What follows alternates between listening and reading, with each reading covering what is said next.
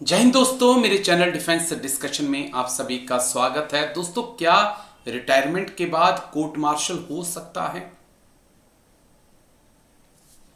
एक ऐसा सवाल जिसके बारे में आज मैं आपके साथ कुछ जानकारी साझा करने वाला हूं, क्योंकि एक हवलदार जो रिटायर्ड हो जाता है लेकिन रिटायरमेंट के बाद उसका कोर्ट मार्शल कर दिया जाता है, सू का उसको घर भेज दिया जाता है, जेल की सजा भी उसको सुनाई जाती है। लेकिन मामला बेहद चौंकाने वाला है। मामला इतना चौंकाने वाला है कि जब आर्मी ऑफिसर्स के आगे उस हवलदार की पोल खुली तो वो भी अचंभित रह गए कि क्या कोई इतना शातिर हो सकता है जितना ये सेना का हवलदार है।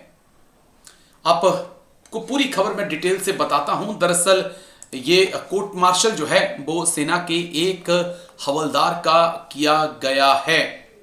उसे 9 महीने के सश्रम कारावास और कोर्ट मार्शल के बाद सेवा से बर्खास्तगी की सजा सुनाई गई है। जवान के खिलाफ ये सख्त एक्शन इसलिए लिया गया क्योंकि उन्हें 3 साल से अधिक समय तक बिहार में अपने गांव में रहने का दोषी पाया गया, जबकि उनका सैन्य हॉस्पिटल में इलाज होना चाहिए था। अब यहां पर आप समझिए, पहले मैं आपको बता दूं, फिर धाराएं बताऊंगा जिन धाराओं के तहत इस जवान को दोषी पाया गया। लेकिन पहले यहां से समझिए कि जवान 3 साल तक अपने घर बिहार में रहा, जबकि उनका सैन्य हॉस्पिटल में इलाज होना चाहिए था। तो फिर ये पूरा मामला है क्या? चलिए डिटेल से इस पूरे मामले को हम समझ लेते हैं। दरअसल ये जो आरोपी है उसका पहले आप जरा नाम जान लीजिए जिनका कोर्ट मार्शल किया गया है।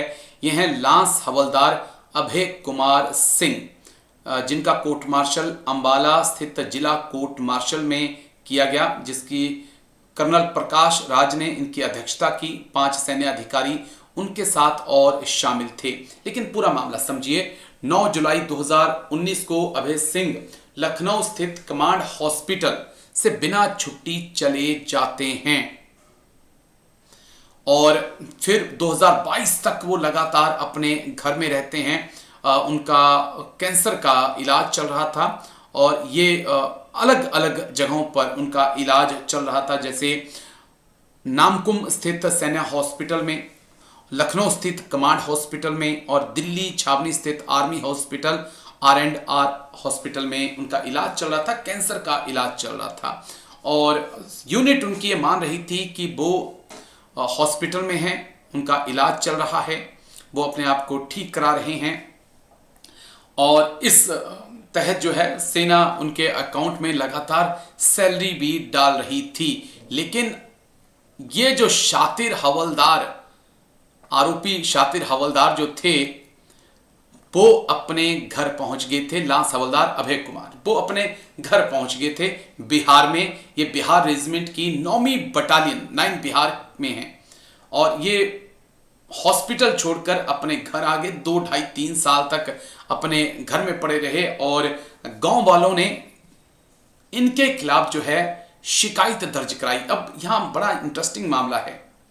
एक हवलदार जो है वो बीमार होता है, उसको कैंसर के इलाज के लिए हॉस्पिटलों में भेजा जाता है।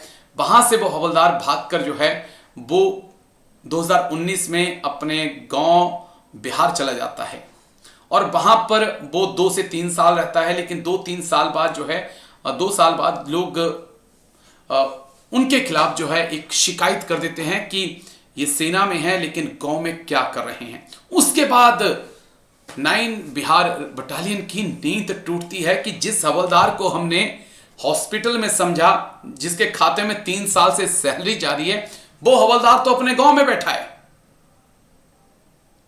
तो यहां पे एक बड़ी चूक होती है, जिसके बाद जो है वो वापस आते हैं, उन्हें ज्वाइन करवाया जाता है। जनवरी 2025 में वो सेना से सेवानिवृत्त होते हैं। लेकिन उसके बाद भी उनके खिलाफ जो है वो अनुशासनात्मक कार्रवाई चलती रहती है और ये सेना के अधिनियम धारा 123 के तहत उन्हें यूनिट के साथ अटैच करके रखा जाता है।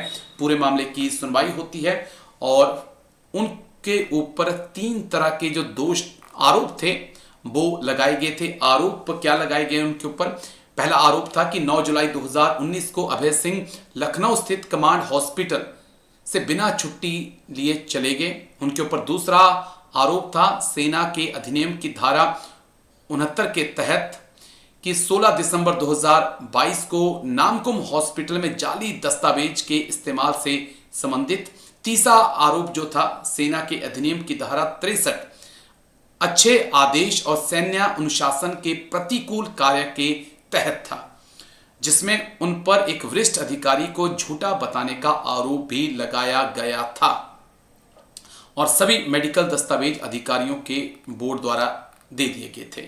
तो ये उनके ऊपर आरोप थे, जिनमें से 2 में उनको दोषी पाया गया और अब उनका कोर्ट मार्शल कर दिया गया है।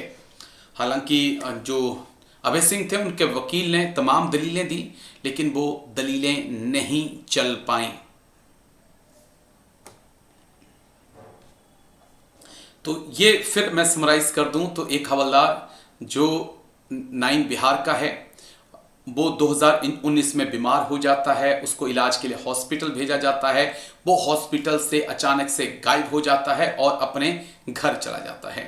वहां पर वो 2022 तक रहता है और यूनिट को लगता है कि उसका इलाज चल रहा है कैंसर का और वो अपने घर में है। उसके खाते में सैलरी लगातार आ रही है। इसी बीच गांव वाले उस हवलदार के खिलाफ शिकायत सैन्य यूनिट में कर देते हैं और तब जाके यूनिट की नींद खुलती है, आंखें खुलती हैं और पता चलता है कि वो तो अपने घर बिहार में हैं। उन्हें बुलाया जाता है।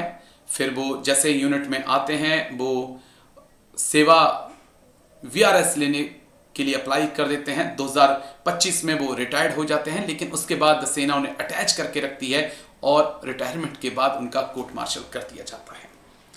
तो जालसाज तो बहुत देखे, लेकिन ऐसा नहीं देखा कि 3 साल तक बंदा अपने घर में बैठा रहा, सैलरी भी आती रही और यूनिट ये समझती रही कि हमारा जवान का इलाज जो है हॉस्पिटल में चल रहा है।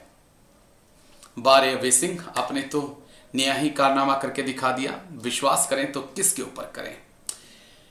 तो यही है पूरी कहानी, क्यों किया गया कोर्ट मार्शल रिटायरमेंट के बाद एक हवलदार का। कमेंट्स करके अपनी राय जरूर दीजिएगा।